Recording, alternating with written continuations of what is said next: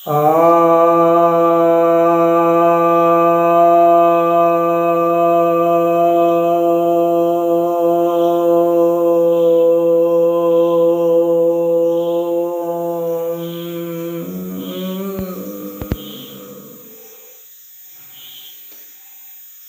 भक्तजनों को सप्रेम नमन। भक्तों, आज एक महत्वपूर्ण विषय पर चर्चा करने जा रहा हूँ।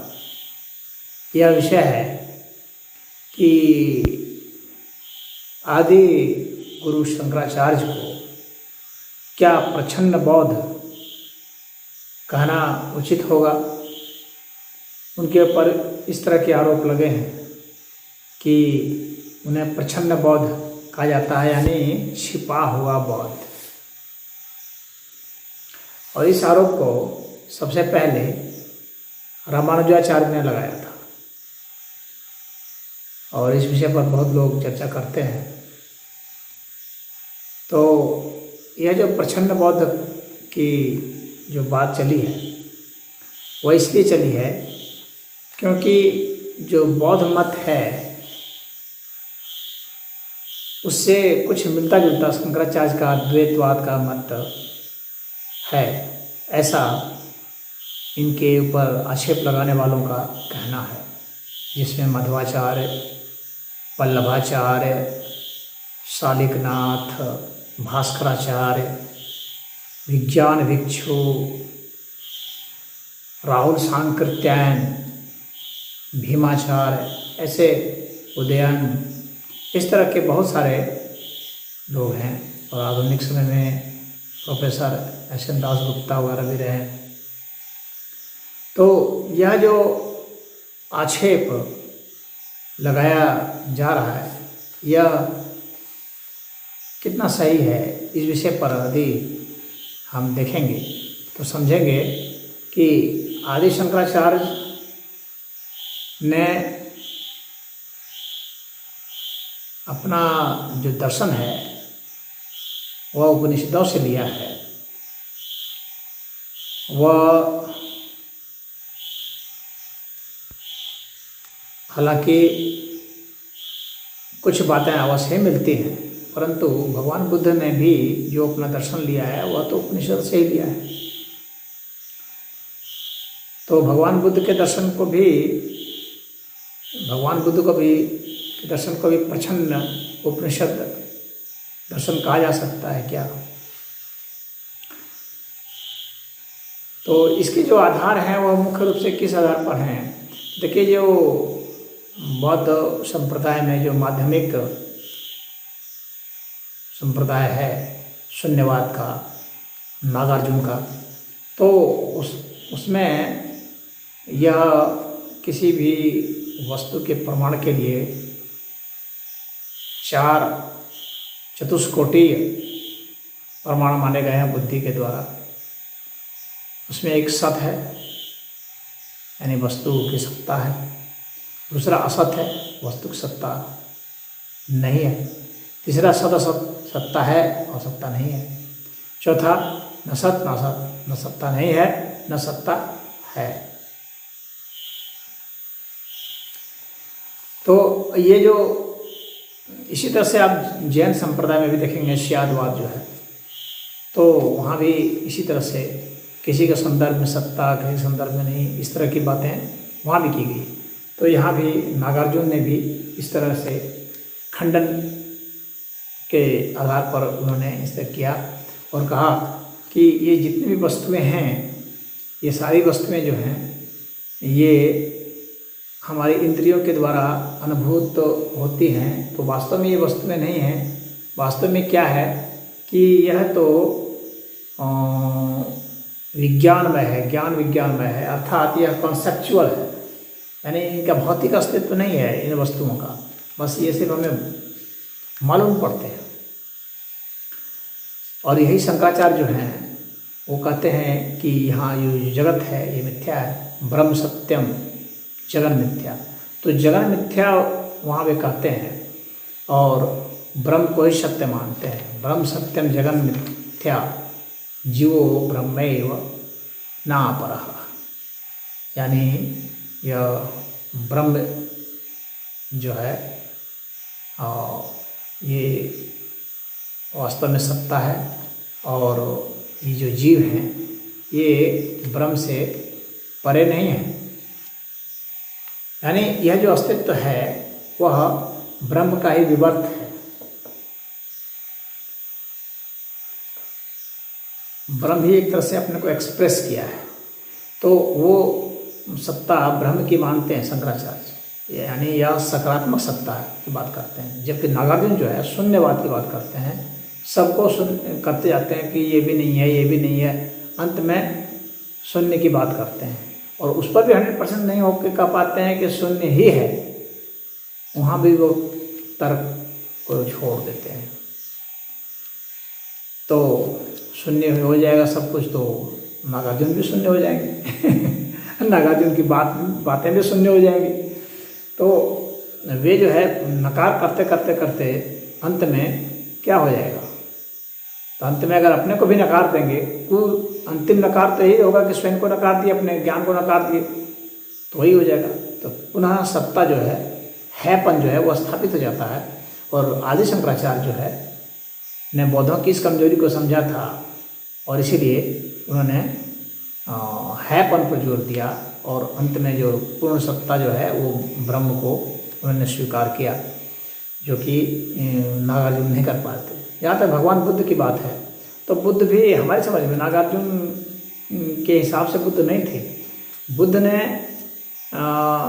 बुद्ध भी निराकार तत्व की बात बुद्ध किए हैं। और लोग कहते हैं कि बुद्ध आत्मा को और ईश्वर को नहीं मानते थे, परंतु मैं ऐसा नहीं मानता। अगर उनको सुत्त निपात वगैरह का ग्रंथ का और उनके उसके धम्मपद का अगर अच्छा से अध्ययन करेंगे तो आप पाएंगे कि बुद्ध ने ऐसे संकेत दिए हैं। वे सर्वथा शून्य की बात नहीं करते हैं। बुद्ध सर्वथा शून्य संभव ही नहीं है। शून्य सदैव जो है एक वस्तु का एक स्थान पर अभाव बता सकता है, एक समय में अभाव बतला सकता है, एक रूप में अभाव बतला सकता है, लेकिन सर्वथा शून्य नहीं हो सकता है। तो बुद्ध इस बात को नहीं स्वीकार करते थे, क्योंकि बुद्ध इतने तार्किक थे, भला सर्वथा शून्यवाद कैसे कर सकते थे। तो वो जो है वह भी अस्तित्व को मान रहे थे, उनको शून्य नहीं कर सकते थे। लेकिन नागार्जुन जो है वो शून्य की ओर ले जाते हैं। तो अब ये जो आधार जो बनाए हैं, तो शंकराचार्य भी इन सारे चीज़ों को मान रहे थे, जो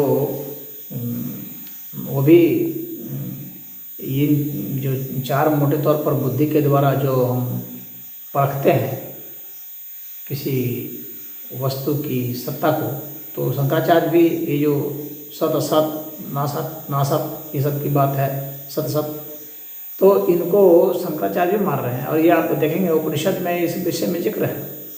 उपनिषद भी कहता है कि पहले न सत था न सत था।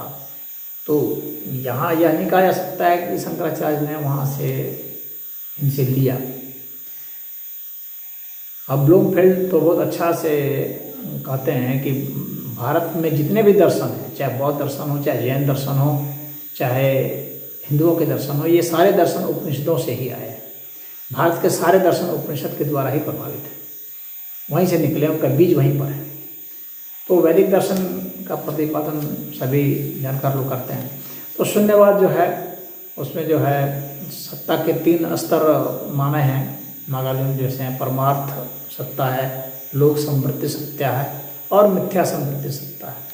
तो यहाँ पर जो मिथ्या समृद्धि सत्ता है उसके आधार पर जो कुछ लोग कहते हैं, शंकराचार्य ने भी जो मिथ्यावाद की बात की है, तो माया की बात की है, जगत की बात की है, तो जगत को मिथ्या माना है, तो यहाँ से वो उन्होंने लिया है। तो ऐसा नहीं है, मिथ्यावाद तो वो पहले से ही चलते आ रहा है और उपनिषदों में भी और वेद में भी इसका जिक्र है। माया का जिक्र तो पहले से ही चलते आ रहा है। शंकराचार्य ने कहा भी है, अगर माया जो है, माया न सदरूपा न सदरूपा ना च उभय आत्मिका, तो सद असत से नहीं है, वो तो कह रहे माया मिथ्या भूता सनातनी, तो उसको कहना है अनिर्वच्य, माया अनिर्वच्य, मिथ्याभूता सनातन, तो अनिर्वचनीय है माया। तो ब्रह्म को भी उन्होंने अनिर्वचनीय कहा है, और भगवान बुद्ध ने भी निर्वाण को अनिर्वचनीय कहा है। निर्वाण का मतलब भी होता है जहाँ वाणी नहीं। तो अनिर्वचनीय की स्थिति तो वेद में भी बताई गई है ब्रह्म की। तो अनिर्वचनीय जहाँ पर है वह विधेयात्मक सत्ता है कि निषेधात्मक सत्ता है, विवाद अगर है तो यहीं पर है। और मैं समझता हूँ कि भगवान बुद्ध के भी उपदेश को ये नागार्जुन जो है नहीं वो कर पा रहे हैं, वो उसको इनकार करते जा रहे हैं। निषेधात्मक सत्ता क्यों जा रही है? निषेधात्मक सत्ता संभव ही नहीं हो सकती है। सत्ता जब होगी विधेयात्मक ही होगी। निषेधात्मक का क्या मतलब हो सकता है? निषेध में तो फिर आपका ज्ञान भी निषेध हो जाएगा, आप स्वयं भी निषेध में प्राप्त हो जाएंगे, फिर आप अपने ज्ञान को सत्य कैसे सिद्ध कर सकेंगे? एक बहुत बड़ा प्रश्न उठता है। तो आदि शंकराचार्य ने विधेयात्मक बात मानी है, अनिर्वच्य जरूर कहा है, तो अनिर्वचनीय कहा है ब्रह्म की सत्ता को। और परमार्थ जो नागार्जुन कह रहे हैं परमार्थ, वही परमार्थ शंकराचार्य भी परमार्थ की बात की है, व्यवहार की बात की है और प्रतिभास की बात की है। तो यह जो है व्यक्तिगत स्तर पर क्षणिक भ्रम जो है उसको निम्नतर माना है। शंकराचार्य ने भी माना है और बौद्ध दर्शन ने भी माना है, वेदांतियों ने भी माना है। और जो शंकराचार्य के ऊपर जो आरोप लगा रहे थे ये सब वेदांती ही थे करीब करीब। जो रामानुजाचार्य थे, मध्वाचार्य थे, वल्लभाचार्य थे, ये सब तो वेदांती ही थे। इन लोगों ने ये आरोप लगाए थे। तो ये दोनों में ही इसको माना जाता है, बौद्ध दर्शन में भी और वेदांत दर्शन में भी माना जाता है। परमार्थ को कहा है क्षणिक रूप से भ्रम हो सकता है, व्यक्तिगत सामूहिक भ्रम भी हो सकता है, और लंबे समय तक दीर्घकाल तक भ्रम हो सकता है, उसको मध्यम स्तर माना गया है। और पूर्णतः नित्य जो होगा, अबाधित होगा, वही वास्तविक में वह परमार्थ होगा। तो वह नित्य होना चाहिए। तो ईश्वर की सत्ता को ही नित्य सत्ता माना गया है। अब उस ईश्वर सत्ता को अगर आप ईश्वर नाम नहीं दे करके कुछ भी नाम दे सकते हैं, कोई इशारा भी कर सकते हैं, नाम नहीं देना चाहे तो, लेकिन परमार्थ सत्ता तो जब भी होगी विधेयात्मक ही होगी, वह नित्य होगी, शाश्वत होगी, क्षणिक नहीं हो सकती है।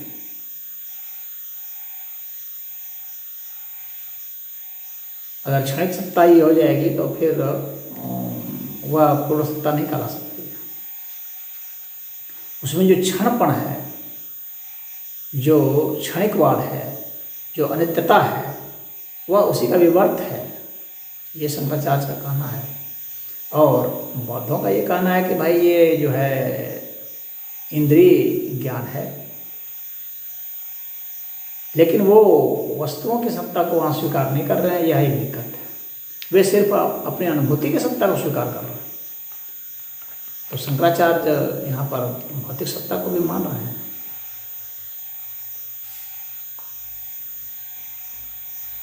अब यही जैसे योगाचार्य वगैरह भी हैं, जो विज्ञानवाद उसमें है, तो वे भी परिनिष्पन्न, स्वतंत्र, इस तरह की सत्ता को माने या परिकल्पित सत्ता को माने, स्वीकार किए हैं। तो अलग अलग 3 स्तर वे भी बनाए हैं, जो कि इन्हीं का समकक्ष ठहरता है।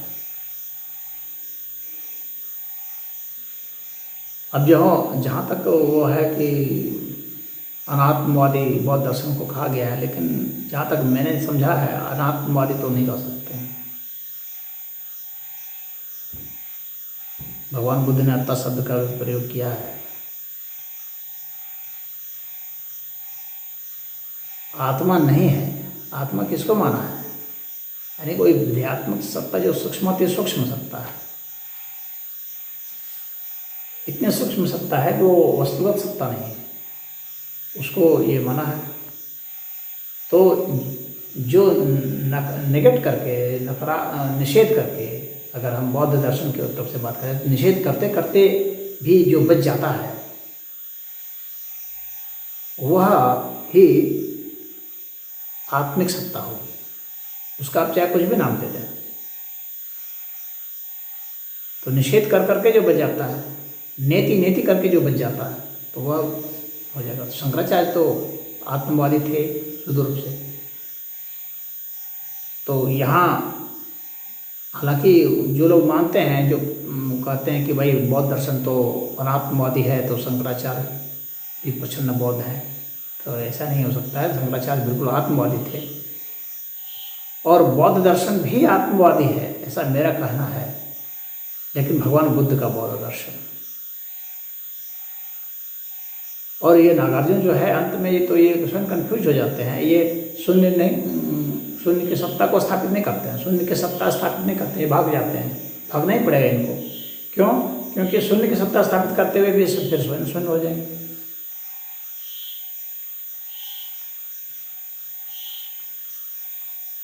तो बाह्य जगत को जो विज्ञानवादी हैं ये सब इनकार करते हैं, ये सिर्फ इंद्रिय ज्ञान को मानते हैं। तो ये प्रत्यक्ष को मान रहे हैं और अनुमान, ये 2 प्रमाण को मानते हैं। शंकराचार्य को 6 प्रमाणों को मानते थे ये। तो फिर शंकराचार्य के ऊपर ये आरोप नहीं लगाया जा सकता है कि वे बौद्ध दर्शन का बिल्कुल उन्होंने ये कॉपी किया हुआ था, छिपे हुए कैसे थे। वे तो 6 प्रमाण को शंकराचार्य मान रहे थे, तो उनके ऊपर ये ऐसे आरोप आप कैसे मान सकते हैं? तो वो तो प्रत्यक्ष और अनुमान से 2 ही प्रमाण मान रहे हैं बौद्ध वाले। और ये प्रत्यक्ष को भी मान रहे हैं, अनुमान को भी मान रहे हैं। प्रत्यक्ष में मतलब जैसे जो इंद्रियों के द्वारा किया जाता है, जैसे आँख से प्रत्यक्ष करना, कान से सुन लेना, नाक से सूंघ लेना, जीभ से चख लेना, या मन से मानस जो है स्पर्श से करना। तो इसको बौद्ध भी मान रहे हैं, शंकराचार्य भी मान रहे हैं। और अनुमान प्रमाण भी शंकराचार्य भी मान रहे हैं, बौद्ध भी मान रहे हैं। लेकिन इसके बाद जो उपमान प्रमाण है, शब्द प्रमाण है और अर्थापत्ति प्रमाण है और अभाव प्रमाण है, इसको भी मान रहे हैं। अनुमान प्रमाण का मतलब हो गया कि जैसे कि कहीं कहा जाएगा कि कहीं धुआं है, तो इसका मतलब है कि वहाँ आग है। ये एक अनुमान प्रमाण होगा। उपमान का हो गया कि मिलता जुलता जैसे कुछ है, जैसे एक मोटे तौर पर अंदाजा लगाया जा सकता है। जैसे कि कोई गाय है तो उसको देख के कहा सकता है कि देखिए नील गाय भी इसी जैसी होती है। तो नील गाय चूँकि देखी नहीं है लेकिन गाय देख ली है, तो एक अनुमान लगाया था कि नील गाय इसी जैसी होगी। तो जब नील गाय देखेंगे तो कह देंगे ओ ये नील गाय है, लगता है। जंगल में देखेंगे जो गाय से मिलती जुलती कोई चीज़ होगी, कह देंगे ये नील गाय है। तो ये जो है ये उपमान प्रमाण हो जाता है। उसी तरह से शब्द प्रमाण है, जिसमें वेद को माना जाता है कि वेद भगवान के मुख से निकला है, भगवान के निश्वास से निकला है, तो यह नित्य है, शाश्वत है।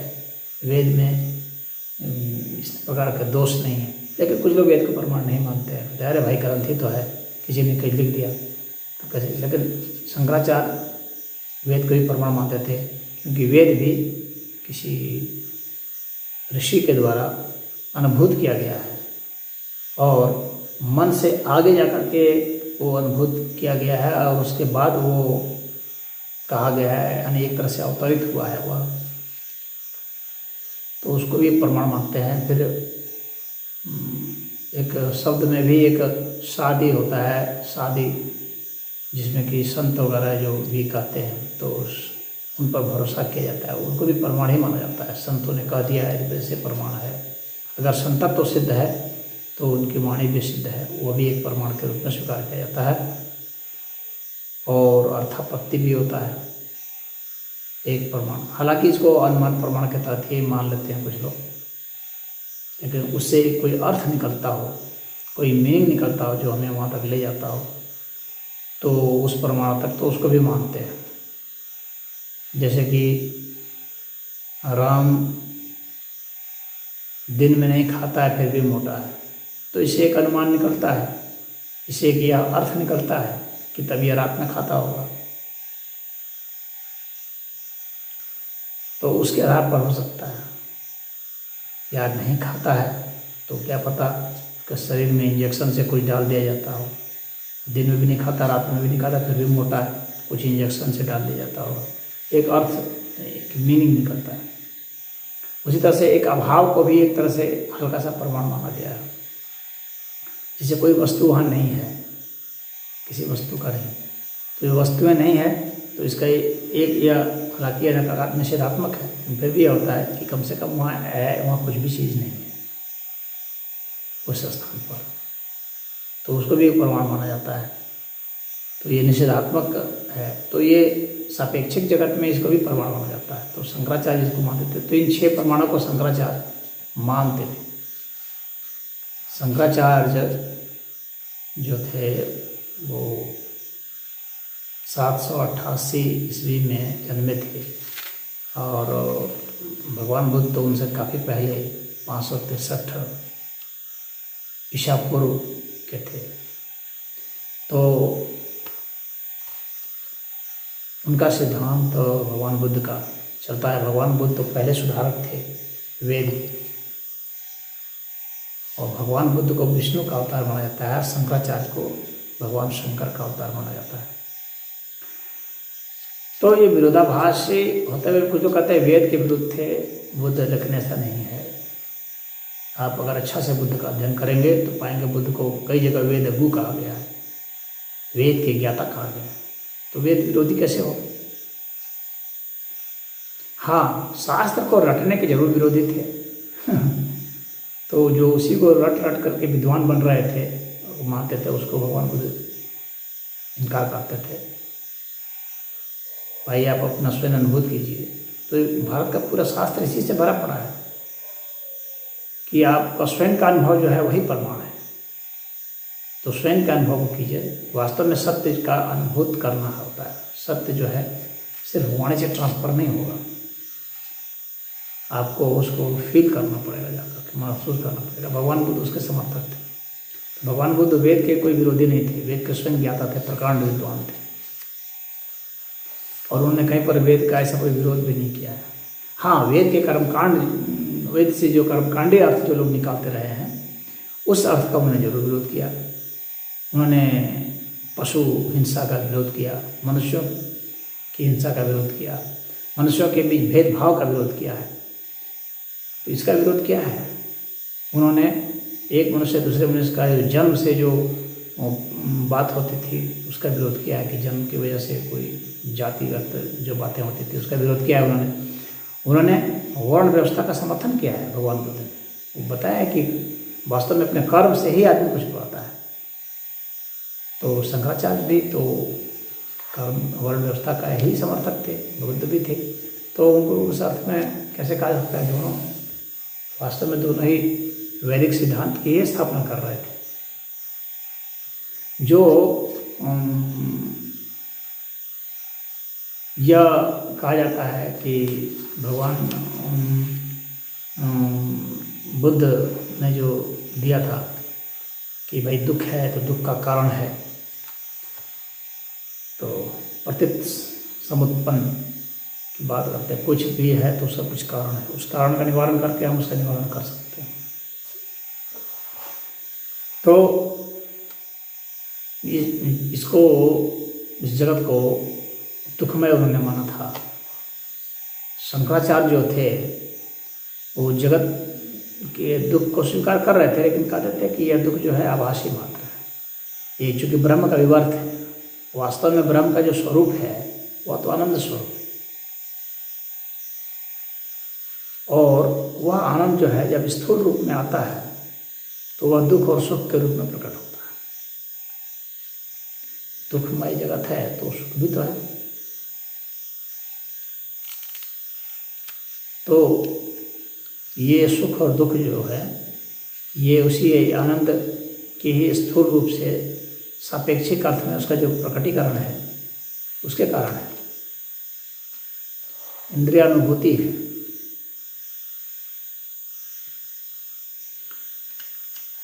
और जो प्रमुख शून्यवाद की जो धारणा है, जो अजातिवाद है, अजातिवाद का अर्थ हो गया कि कोई भी जो वस्तु है वो किसी कारण से उत्पन्न नहीं है। यानी वस्तु किस कारण से उत्पन्न है, तो शून्यवाद, माध्यमिक शून्यवाद कहता है किसी कारण से नहीं है कि इस कारण से ये वस्तु उत्पन्न हो रही है, या यह स्वतः हो रही है, या इसको कोई उत्पन्न कर रहा है, या ये दोनों ही है, या ये दोनों ही नहीं है अनुभव। तो इसको इनकार करते थे नागार्जुन। तो शंकराचार्य के जो गुरु थे गोविंदपाल, तो वो भी अजातिवाद की बात करते थे, अस्पर्श योग की बात करते थे। ये तो उपनिषद में है, इस बात का वर्णन तो है। अस्पर्श योग जो है वो वास्तव में औपनिषदिक सिद्धांत है और इसमें जगत का कोई निषेध नहीं किया गया है।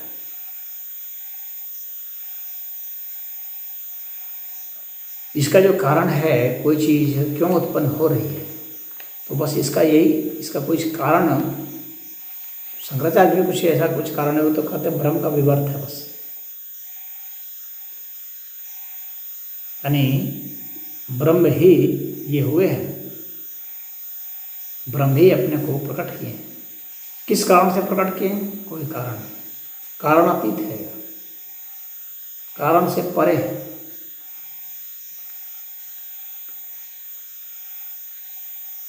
तो नागार्जुन भी कहते थे भाई इसका कोई कारण नहीं है, ये स्वतः भी नहीं है, ये अपने आप से हो रहा है ऐसा भी नहीं, न किसी के द्वारा किया जा रहा है ऐसा भी नहीं। और शंकराचार्य कहते हैं कि किसी चीज़ की जो आप उत्पत्ति देखते हैं, तो जैसे उपनिषद का सिद्धांत है, एतत् उत्तमम सत्यम यत्र किंचित न जायते, यहाँ उत्तम सत्य ये है कि यहाँ कुछ भी उत्पन्न नहीं होता है। तो यहाँ सिर्फ रूपांतरण की घटना है और यहाँ उत्पन्न होने की घटना ही कहाँ है। यहाँ किसी कारण से कोई थोड़ी उत्पन्न हो रहा है, ऐसा बस है। इसके होने की वजह से आप उसका कारण खोजने जाते हैं। इसके कोई चीज़ अगर है तो आप उसका कारण ढूंढते हैं, परंतु वो उन कारणों की वजह से नहीं है, बल्कि वो है इस वजह से आप कारण ढूंढ रहे हैं। और ये सारे पूरा अस्तित्व जो है सारा मिल करके एक मिश्रित अभिव्यक्ति उसकी आती है, तो हम देखते हैं कि कोई एक वस्तु के रूप में हमें मालूम पड़ रहा है, तो वह कारणातीत है, तो कारण के तहत आप उसको नहीं मान सकते हैं। तो ये अजातिवाद जो है, यह अस्पर्श योग सही है, और यह अस्पर्श योग, यह अजातिवाद जो है निषेधात्मक है, ये शून्यवाद की ओर ले जाता है, अंत में ये पूर्ण भ्रम की ओर ले जाता है। जबकि अस्पर्श योग जो है आपको एक विधेयात्मक समाधान देता है। तो शंकराचार्य को प्रच्छन्न बौद्ध कहना हमें किसी अर्थ में उचित नहीं प्रतीत होता है। सब उनका ज्ञान जो था वो औपनिषदिक ज्ञान था, उसी को उन्होंने परिष्कृत तरीके से रखा है, जो बादरायण ऋषि का, वेदव्यास जी का जो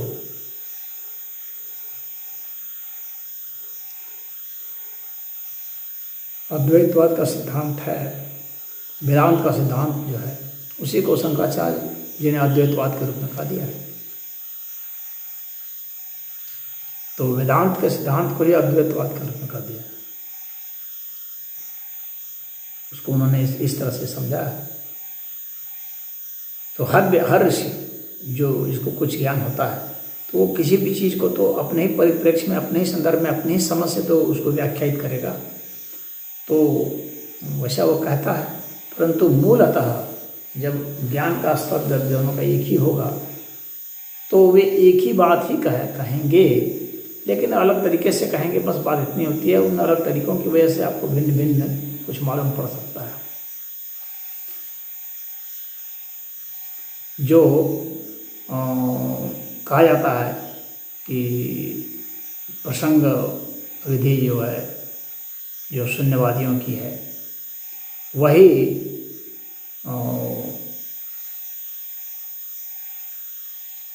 जो उनका गोविंद पाद जो शंकराचार्य के गुरु थे, उनका भी वही था। लेकिन ऐसा नहीं है, दोनों का एक जैसा कहना उचित नहीं है, क्योंकि उनका खंडन के अर्थ में था, इनका मंडन के अर्थ में है। जो खंडन करके कहीं तक नहीं पहुंचते हैं, शून्य हो जाते हैं, और ये मंडन करके ब्रह्म तक पहुंचते हैं, तो एक ही जैसा नहीं होगा। हालांकि वे भी लॉजिक करते हैं, परंतु अब उनके सामने दिक्कत ये आती है नागार्जुन के सामने कि वो शून्य को स्थापित करें तो भला कैसे करें वो दिक्कत आती है। इस अस्तित्व को शून्य कैसे कर सकते हैं? तो अंत में विधेयात्मक तो होता ही है, और भगवान बुद्ध तो विधेयात्मक ही थे, निषेधात्मक नहीं थे। निषेधात्मक वाला व्यक्ति तो हताश हो जाएगा, फिर उसका निष्कर्ष जो है हताशा भरा हो सकता है। तो यह जो है शंकराचार्य को जो प्रच्छन्न बौद्ध कहा जाता है, इन्होंने माया की बात की। माया तो भगवान बुद्ध की माँ का भी नाम था। भगवान बुद्ध ने तो अपनी माँ का नाम नहीं रखा था माया। तो माया शब्द पहले से ही चलता आ रहा है, उपनिषदों में भी माया का जिक्र है, वेद में भी माया का जिक्र है। तो शंकराचार्य ने माया शब्द बौद्धों से थोड़ी लिया है, बल्कि यह कहा जाएगा कि जो बौद्धों का दर्शन है वो वैदिक दर्शन ही है, वह सनातन धर्म ही है, एक संप्रदाय के रूप में है। और बुद्ध का अधिक जोर जो था फिलोसफिकल नहीं था, शंकराचार्य का अधिक जोर फिलोसफिकल था। बुद्ध का अधिकतर जो मंतव्य था, उनके जीवन का जो उपदेश था, वह शास्त्रार्थ नहीं था, वह तो व्यक्ति को वैराग्य की ओर ले जाना और फिर उसको उस ऊंचाई तक पहुंचा देना जहाँ पर कि वह एक अच्छा व्यक्ति हो जाए और निष्काम योगी बन जाए, ऐसा था। तो भगवान बुद्ध कोई फिलोसफिकल डिबेट में नहीं, ठीक है उन्होंने भी शास्त्रार्थ किए, ऐसी बात नहीं किए हैं, परंतु उनका उस पर जोर नहीं था। उनसे भी लोग प्रश्न पूछते हैं तो भाई उत्तर देते रहे, परंतु उनके उत्तर जब बहुत ज़्यादा दार्शनिक होते थे तो उनके उत्तर संकेतात्मक ही होते थे। जबकि शंकराचार्य जो थे वे बहुत खुल करके स्पष्ट, चाहे योग विधि हो या प्रयोग विधि हो या दार्शनिक विधि हो, हर तरीके से वो कहते थे। भगवान बुद्ध का अधिक जो शिष्य हैं उनको गुरुत्व की ओर ले जाना था, उनको निर्वाण की ओर ले जाना था, मुक्ति की ओर ले जाना था, मोक्ष की ओर ले जाना था, और उसके लिए ही उन्होंने ज़्यादा वर्क किया है। मात्र उसको बौद्धिक व्यायाम में उलझाए रखना भगवान बुद्ध का उद्देश्य नहीं था। तो यहाँ पर मैं कहूँगा कि शंकराचार्य जो थे वे जरूर यह है कि उनसे बौद्ध दर्शन से कुछ मिलता जुलता है, और इसका कारण यही है कि बौद्ध दर्शन भी उपनिषदों से मिलता जुलता है और शंकराचार्य भी उपनिषदों से उनका भी दर्शन मिलता जुलता है। इन दोनों का ही स्रोत उपनिषद ही है। तो आज इतना ही। हरि ओम।